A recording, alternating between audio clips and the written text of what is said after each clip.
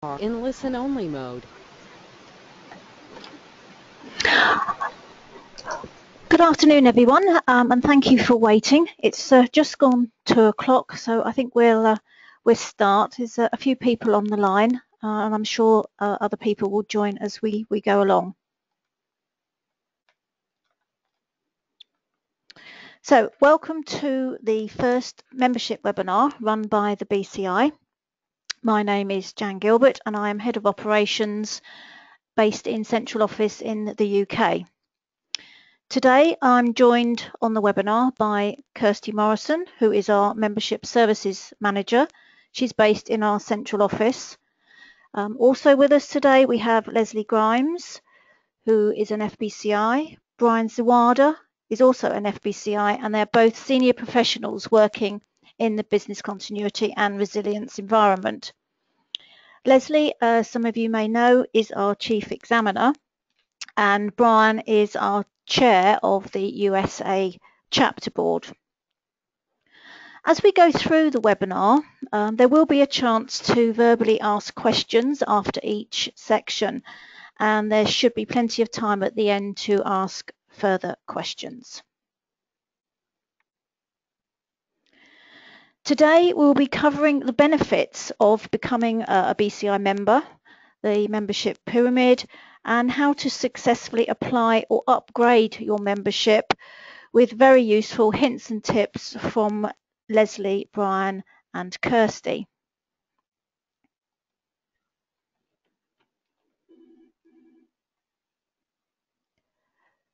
Benefits of becoming a BCI member. As it states on this slide, BCI membership provides business continuity professionals worldwide with a formal route to achieving international recognition and status through the accreditation of your technical and professional competence in business continuity by a recognised professional body.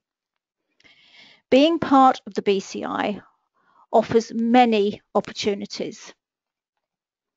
You have face-to-face networking across the world and during the UK. You have discounts on events, products and services. We have a mentoring scheme which we are going to be relaunching this year.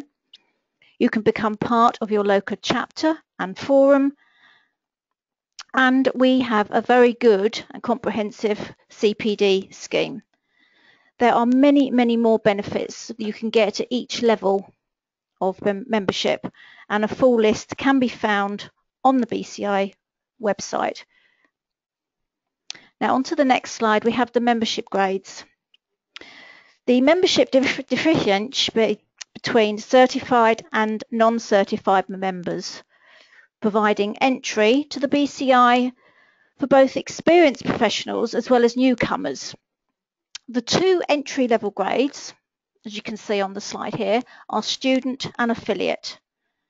Both of these are non-certified memberships which don't carry any associated credential, and you can apply for these online through the BCI website.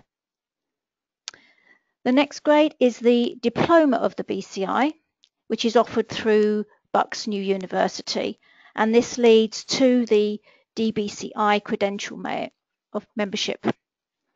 Next, we have the CBCI, which is the certification given to those members who have taken and passed the certificate of the BCI examination. Now we get to the senior grades, where you've got your associate, member, associate fellow, and fellow of the BCI. These senior grades give members statutory voting rights. To apply for these grades, you will have needed to take and passed the CBCI examination.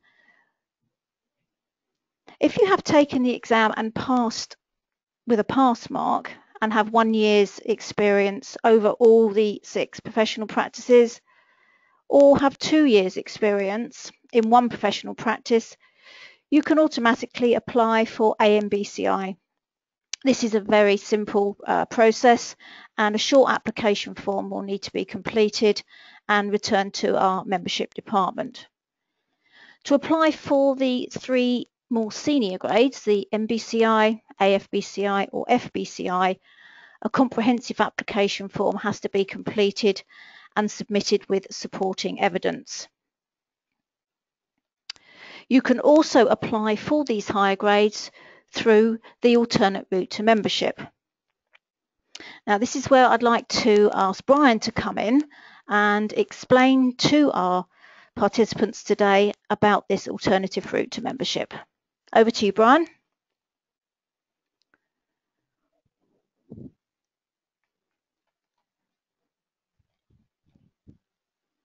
Continuity professionals. Absolutely, Jan, thank you. And when we recognize that many business continuity professionals out there hold other certifications, and in doing so, they went through the process of going through a certification exam. Maybe they've also gone ahead and produced an application, and maybe they've gotten another credential like the CBCP or the MBCP. What the BCI has done is created a time and resource saving approach towards membership, and what's called the alternate route to membership, as Jan said. And so those interested in BCI membership can move straight to the application process. So what they're doing here is saving time by not having to go through the certificate of the BCI examination.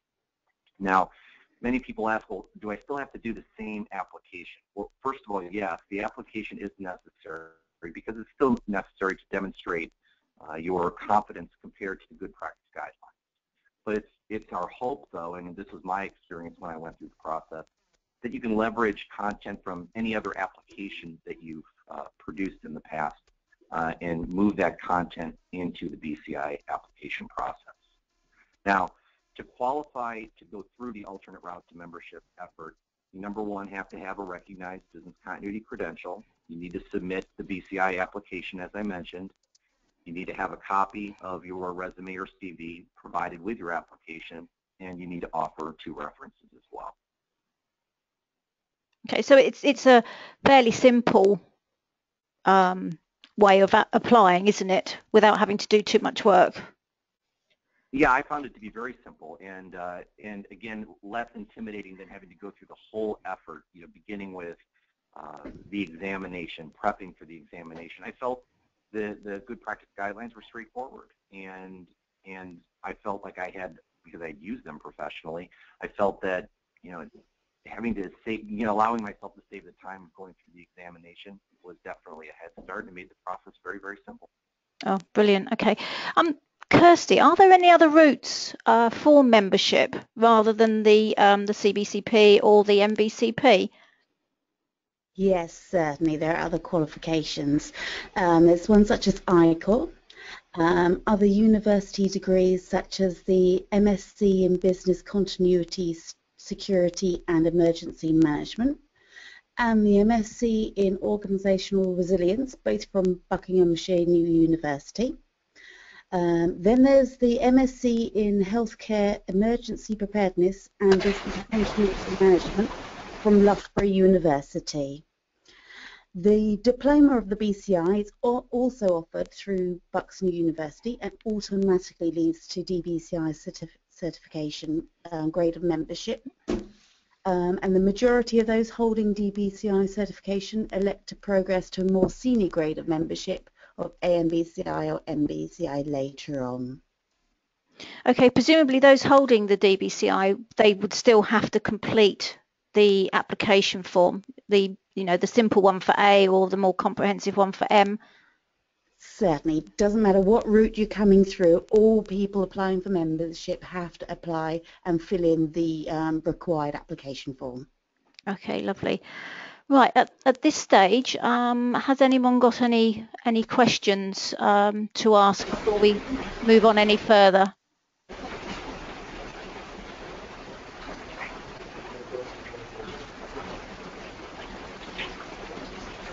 Okay, that's fine. Could we just ask somebody put it on mute, because it seems to be a lot of background at the moment. That's brilliant, thank you. Right. Right, moving on. Kirsty, what would you say are the main reasons why someone should apply for membership? We offer a wide range of benefits and people join for all kinds of different reasons.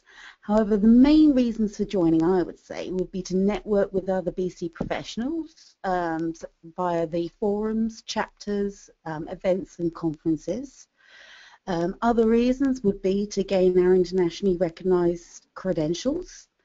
Some join to access the BCI research reports or even to participate in the research that we do. Others join to participate in the CPD program. I know that employers are very hot on their staff doing CPD, as it means their staff are continuously enhancing their skills and knowledge, which in turn helps the employer, so it's a win-win situation for them. Lots of people join to access our Continuity magazine. Discounts are also available when booking events and conferences, and the higher up a person joins on the membership pyramid, the more the discount. This is also true for the membership benefits. The higher up the grade of membership, the more benefits you get. So that's excellent. Right, I'd like to invite Leslie into the conversation now.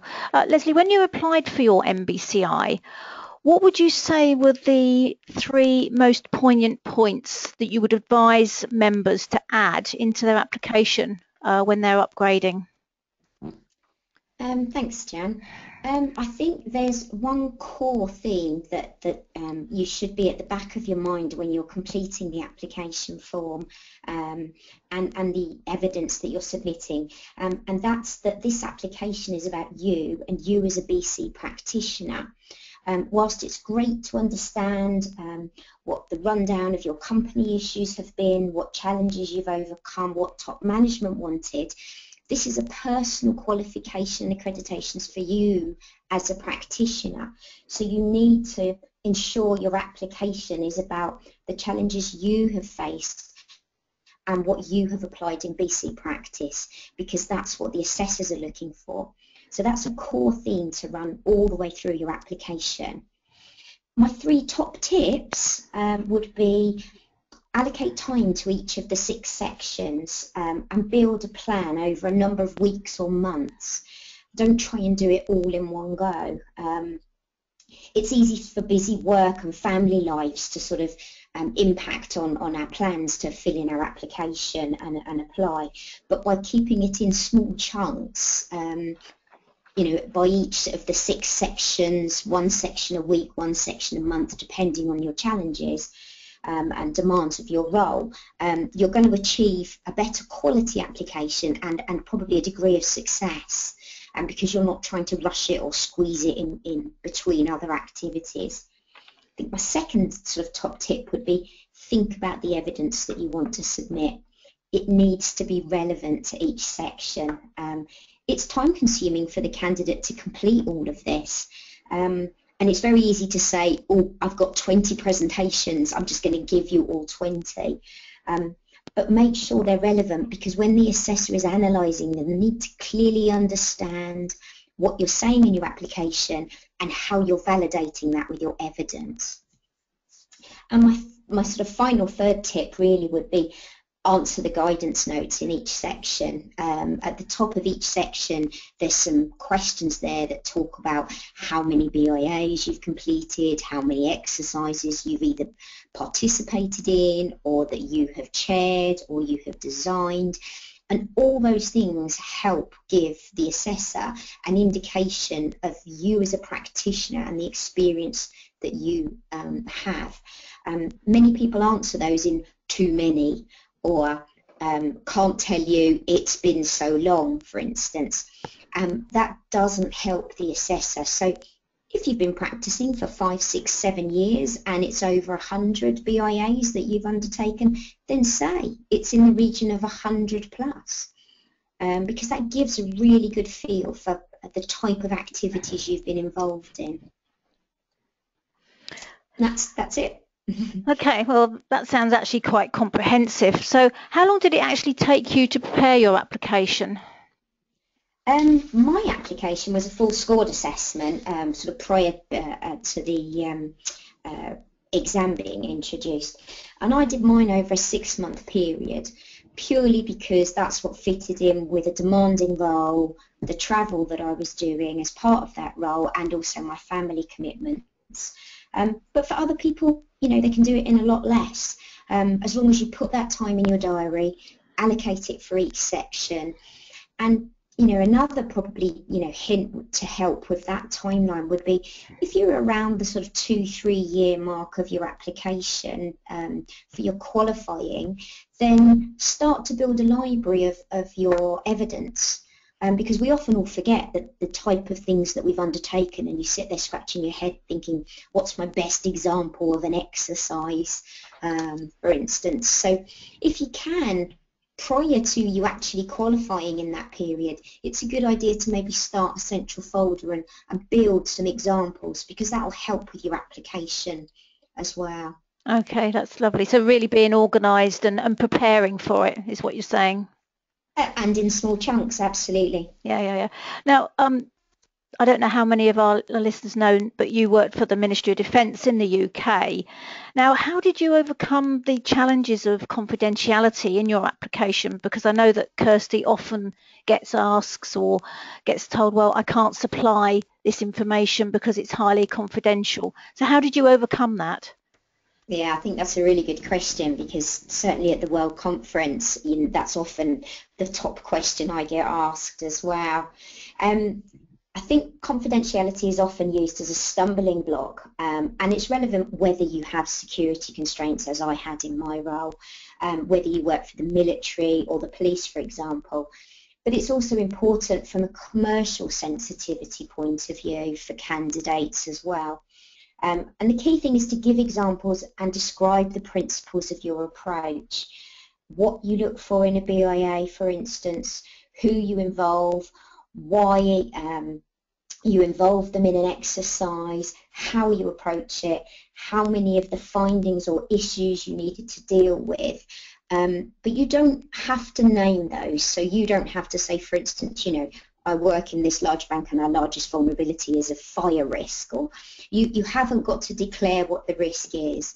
What you can do is say that you have worked in identifying the key threats or risks to your processes, and of those you ensure, for instance, that you are able to replicate your top 10 processes within a 30-minute at an alternative location.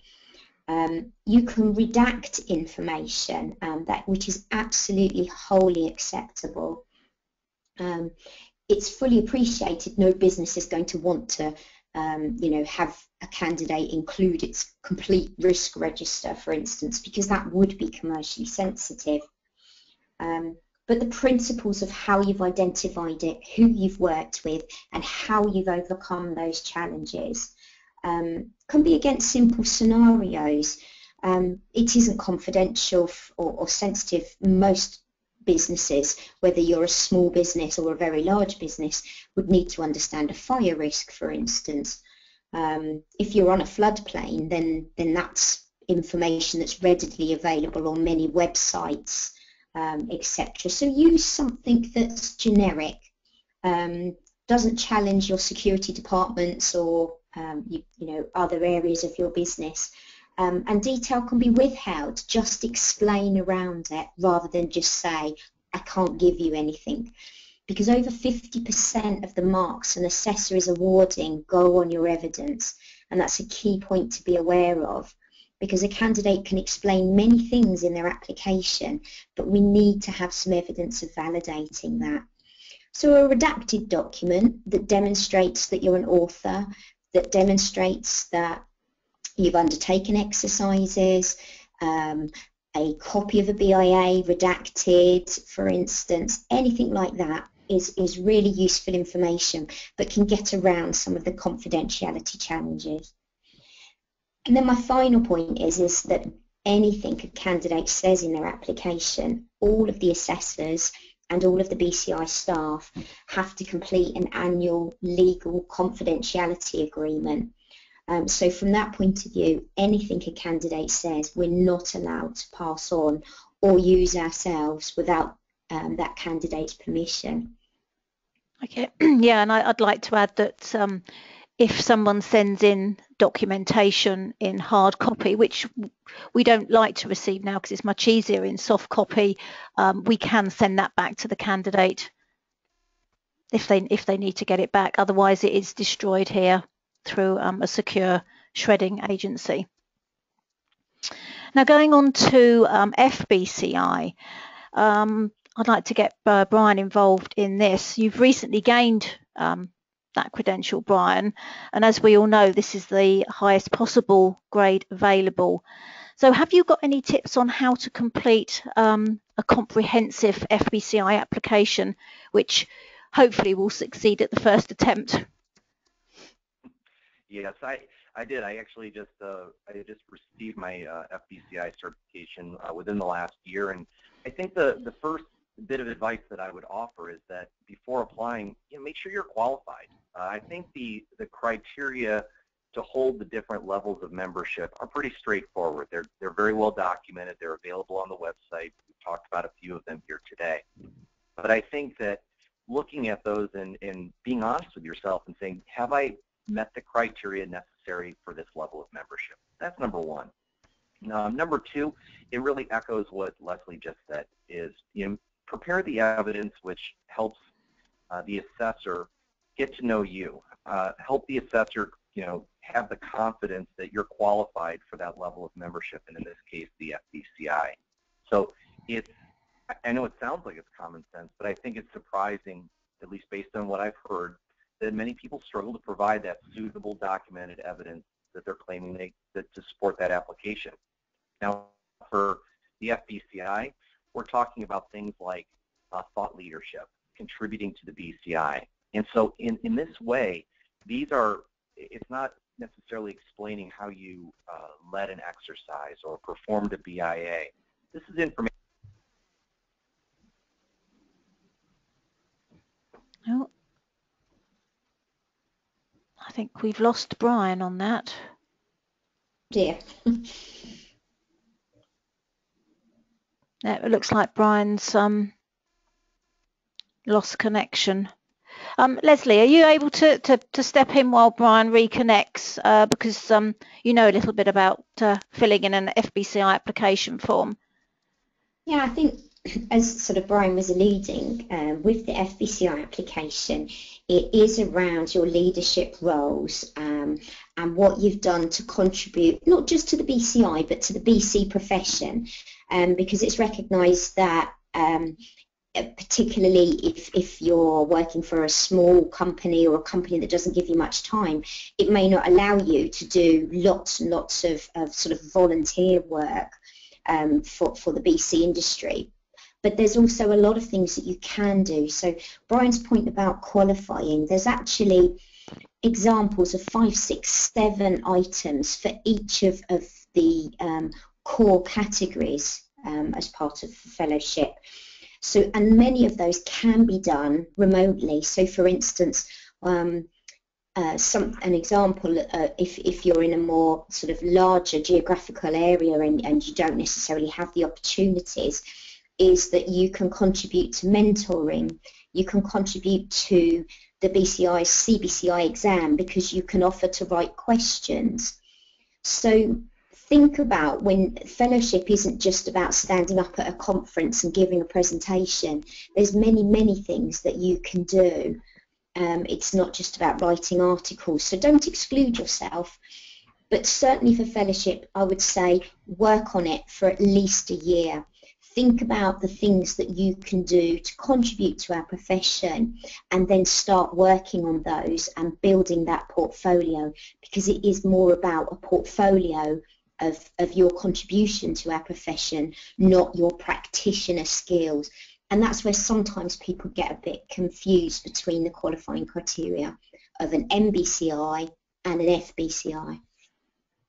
So would you say that it took you a longer time to complete the application form or shorter time? I'd say shorter because you aren't having to gather specific evidence, but I probably considered mine for about a year in what examples of my contributions to the profession that I wanted to put forward. So I'd say it really varies. You know, if you've spoken at the last 3 World Conferences, for instance, you've been mentoring, you chair a local forum, then you know, you're 3/4 of the way there. If you haven't been, then that's something you need to aspire and look for the opportunities. And I know the central office can always help with that, as can the lead assessor, Ian Taylor, because he'll always, if somebody says, well, I've been doing this, would this qualify? We'll always answer those questions to help people. Yes, so if any of our participants today are looking to upgrade to FBCI, they can always email in to Kirsty, who can then talk to Brian or pass on any messages to Leslie or Brian on the FBCI. Okay, we've had one question come in during this session from one of our listeners who asked, where do I get the membership forms from?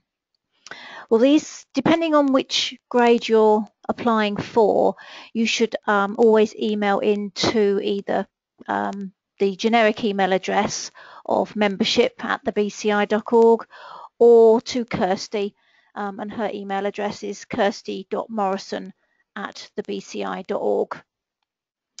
So, Helen, I hope that answers your question. Do we have any other questions on this section?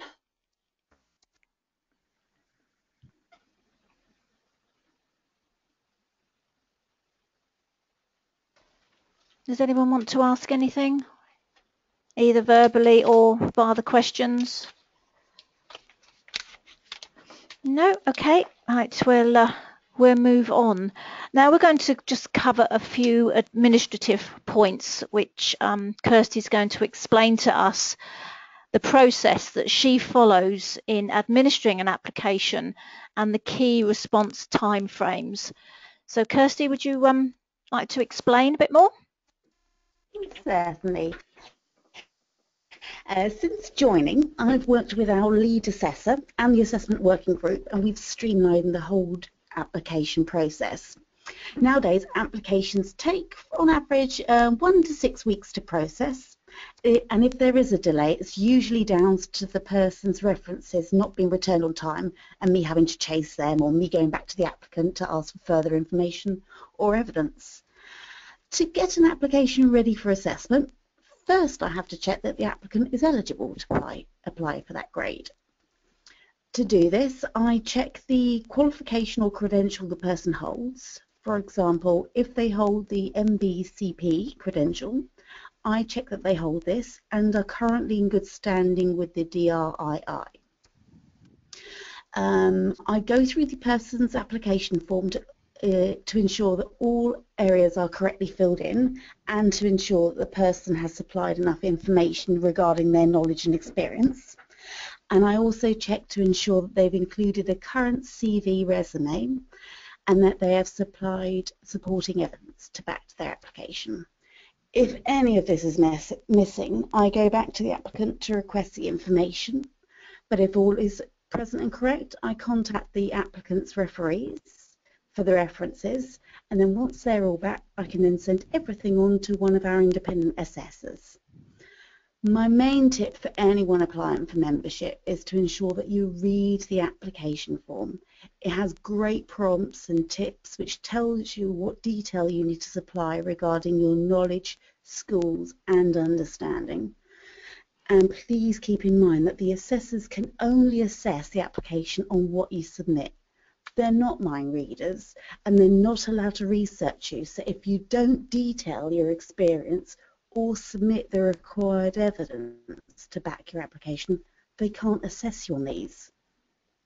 With regards to AMBCI applications, they're assessed by myself and only require me to contact the referees if the application is audited. These applications can take anything from 1 to 14 days to assess and process, and this is all dependent on how many applications I get in at that given time. MBCI applications are all sent on to our independent membership assessors, and these take from 1 to 4 weeks to assess and process. I contact the referees if the application is audited or if the application is borderline and needs extra backing from an independent source. AFBCI applications are all required to have their 3 independent references back, and then they're also sent on to our membership assessors, and these take from 1 to 4 weeks to process. As I said earlier, the length of time really depends on the person's references being returned promptly to myself. Regarding references, I often get asked who these people need to be. Referees need to be people who can supply information regarding your professional expertise and competence. So they have to be people that you've worked with. At least one of these referees should be your current line manager, employer, director, or a client for whom you currently work for.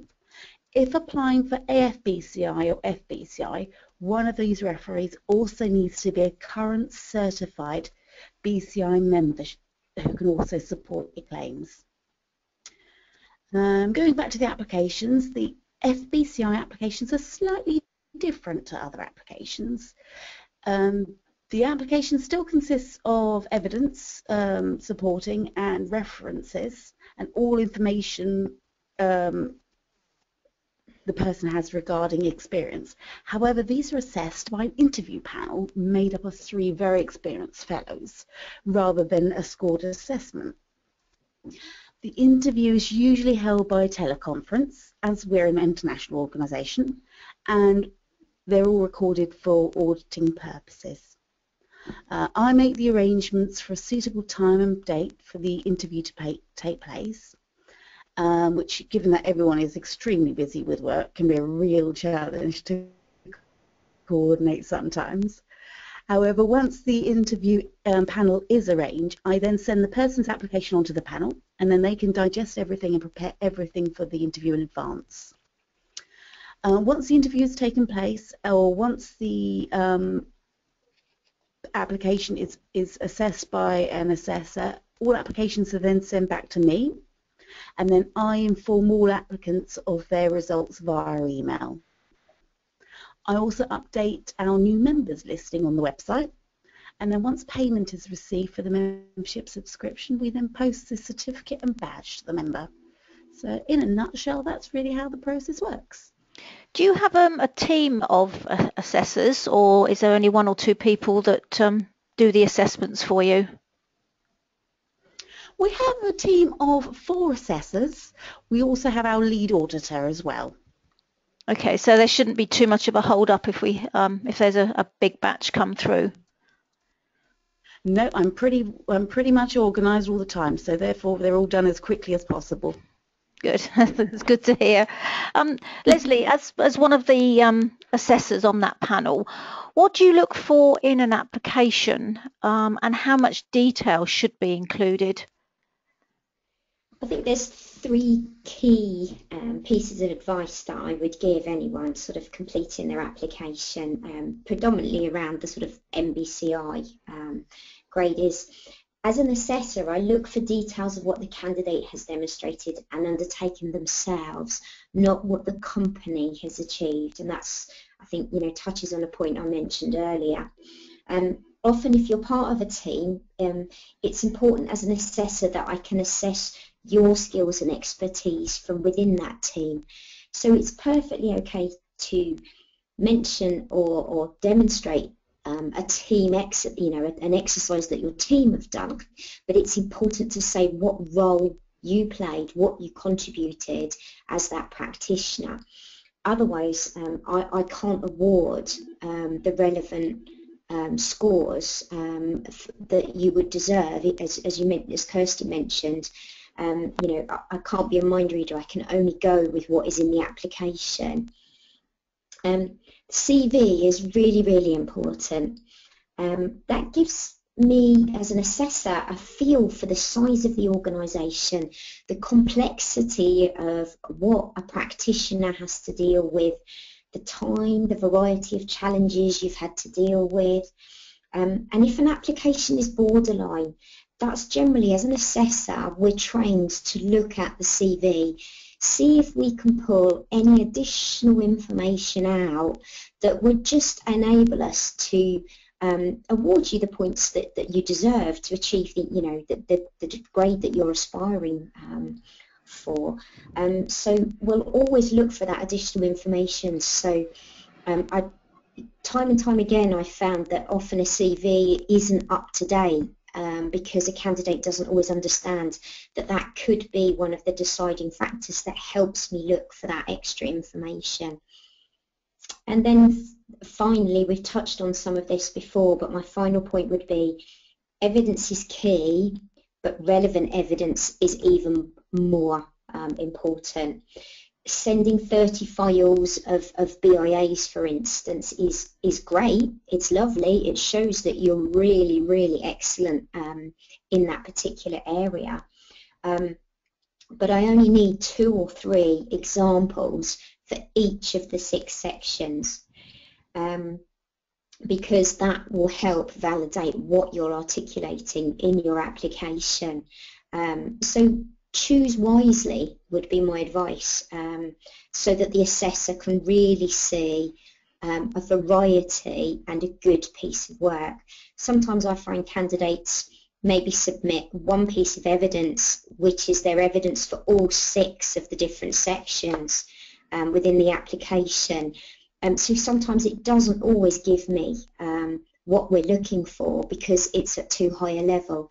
So always think about how relevant that piece of evidence is that you're submitting, and is it your best piece of work or a piece of work that you're proud of?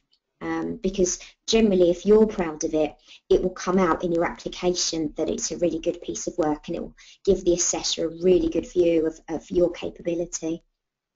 Okay, so it is very important then about matching the application against the submitted evidence. Oh, absolutely. I think it's key to reference your evidence. If you're able, embed each of your piece of evidence within each of the sections within the application form, because then it allows the assessor to read what you have put in and compare the evidence side by side. Sometimes if people don't reference the information, it's very hard for an assessor to go through maybe 12 to 20 documents or presentations and make sure we pick out the right pieces of information for the right sections of your application, which then might mean that we aren't necessarily going to be able to fully appreciate what you have said because it may be not straightforward. It might be in an industry that's a niche industry that the assessor hasn't come across before. So make it really clear, signpost clearly, annex it. So if you're in PP1, for instance, in your first section, make sure that your evidence for that section is well labelled, is page marked, so that in your application you can say, you can talk about your piece of information, but you can then say, and pages 6 to 7 of my evidence file are my examples of my evidence, because that really helps the assessor and ultimately will give you the award that you deserve. And finally, what I would probably say is that pictures and diagrams often help with your evidence. Pictures of exercises, for instance, because pictures can say, what's the saying? Picture can tell 1,000 words. So that often helps give the impression of the type of exercise, how you run it to an assessor, because a picture is really, really useful.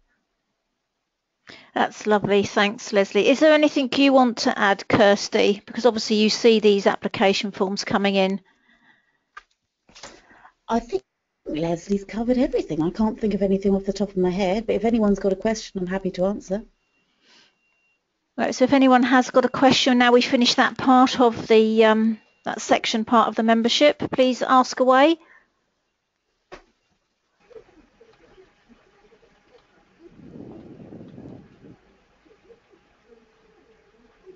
No? Okay, then I think we'll move on. Hopefully Brian's, you're back with us now, Brian. Yeah, could you hear me this time, Jan? Sorry about that. Yes, no worries. Right, we've just gone through, Brian, Leslie very kindly stepped in and took over from you. What I think I'd like to ask you next is, you went through the interview process to get your FBCI. Could you just explain to everyone how this works? Sure. After I submitted my application, the BCI reached out to me and assigned a 3-person panel of FBCI members to conduct an interview. So there was a lead and 2 others that participated. What I found was that the lead panelist really asked more of the high-level questions about my qualifications for FBCI. So as I would have mentioned before, had I not cut out on the call, it would have been topics related to thought leadership or some of my volunteer activities in the industry, including the BCI, or in my case, for the USA chapter. And so those topics were probed in general. And then the other 2 panelists would kind of take more of a deeper dive, asking me some more specifics about those experiences, my role. But here's the thing, it was very, very conversational. It was not stressful at all. I want to say that the interview itself lasted somewhere between 30 and 60 minutes. But it really was just kind of more of a back and forth dialogue. And it even, the conversation even evolved into kind of a compare and contrast of our experiences, at least amongst the 4 of us that were on the call. And so all in all, it was, like I said, not stressful. Now, what happens afterward is that once that interview is complete, the panelists get together, they form a recommendation regarding, in my case, my FBCI application, and then they forward that report to the central office for consideration, again, providing that team's recommendation. Okay, brilliant. And I know that there's we've got the new AFBCI grade now.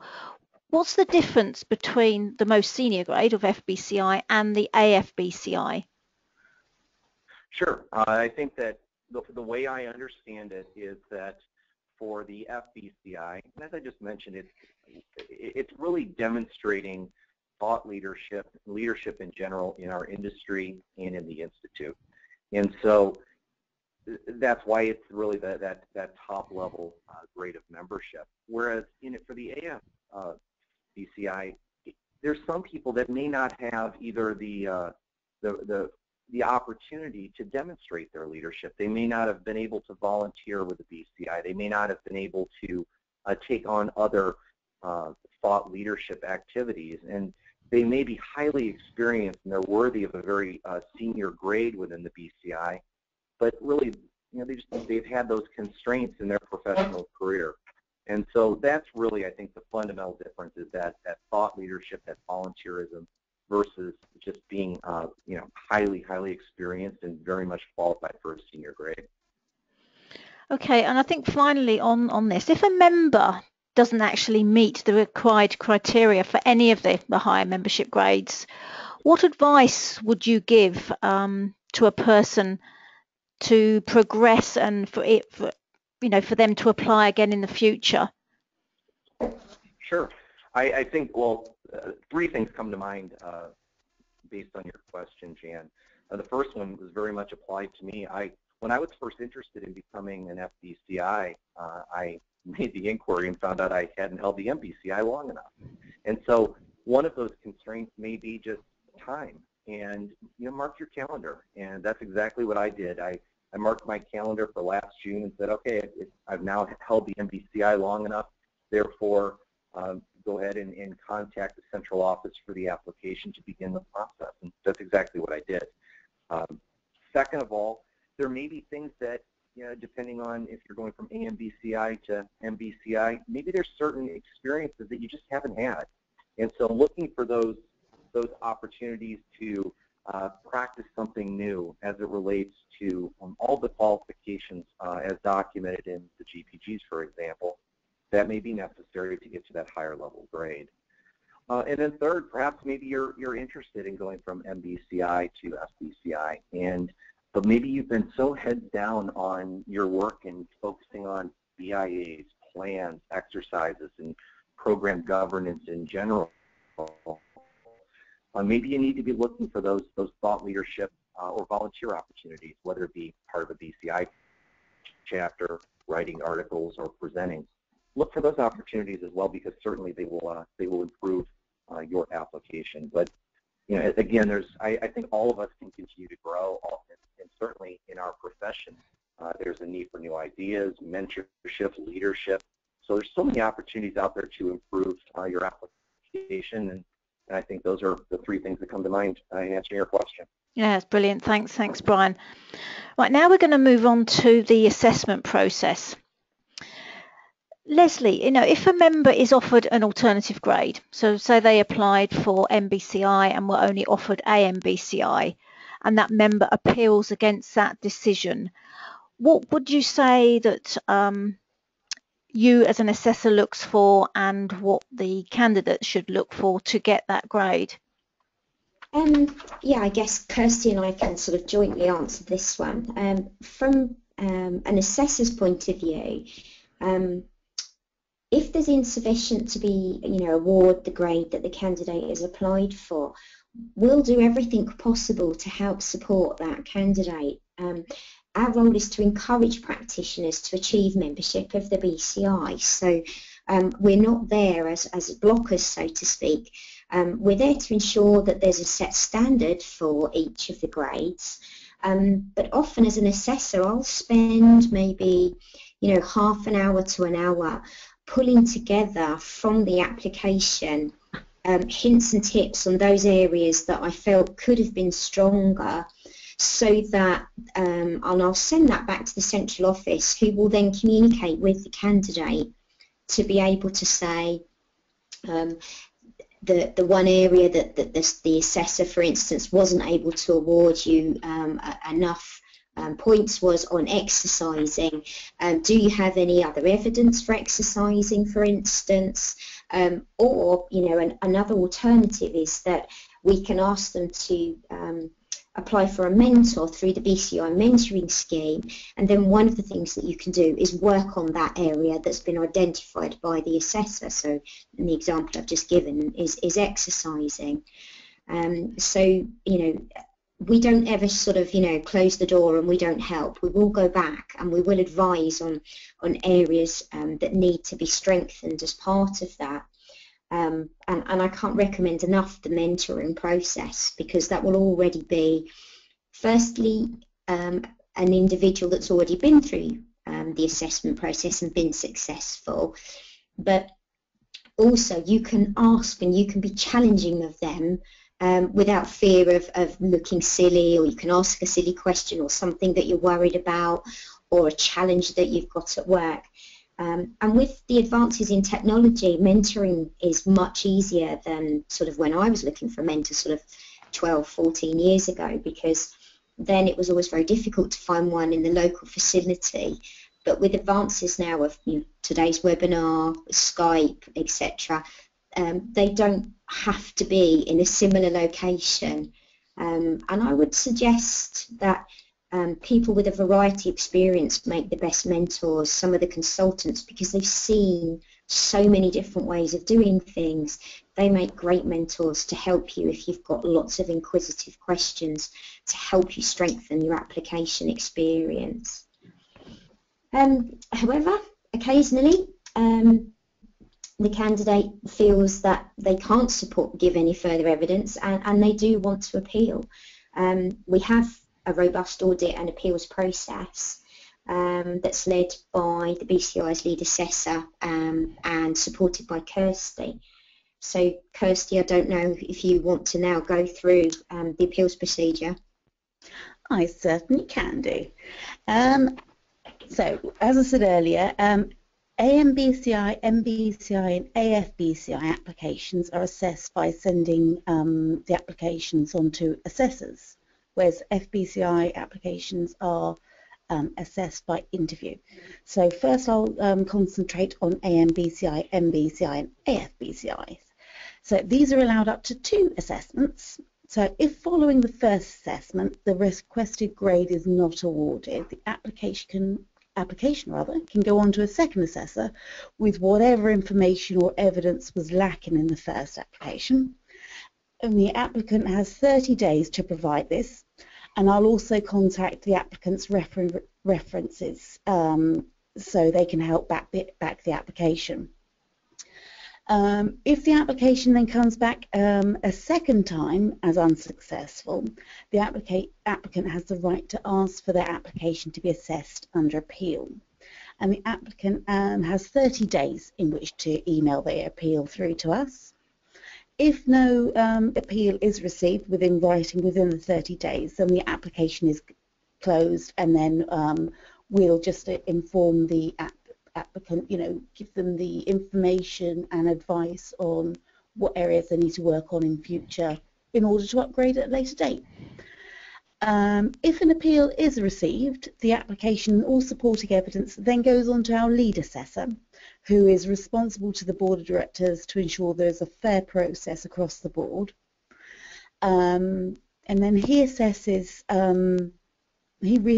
everything, and then sends the result back to myself, and then I then email the applicant with the final outcome. With regards to FBCI appeals, these are slightly different, as I said, because the first assessment is by interview rather than a scored assessment. So if the person is not successful the first time, a second interview is set up with a different set of fellows, and then this is chaired also by our lead assessor, who wasn't at the first interview. One person from the original interview may attend the second interview. However, they don't have any voting rights on the second interview. They are purely there to reiterate the first panel's findings. So then all information and the recording of the first interview is sent on to the lead assessor, who then assesses it and goes over the second interview with the applicant. And then they get together after the second interview. The applicant will leave either by telephone or by coming here to central office, whichever is easiest for them. And then the lead assessor will go over the information submitted by the first panel and the second panel, and will give a final ruling and a final outcome on the appeal. Once all appeals are final, we can't enter into any further correspondence regarding the matter, otherwise it would go on forever and ever. But yeah, that's basically it in a nutshell. Okay, lovely. Thank you very much, Kirsty.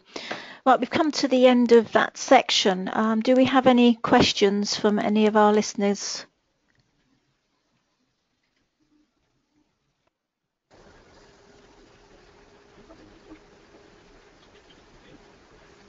No?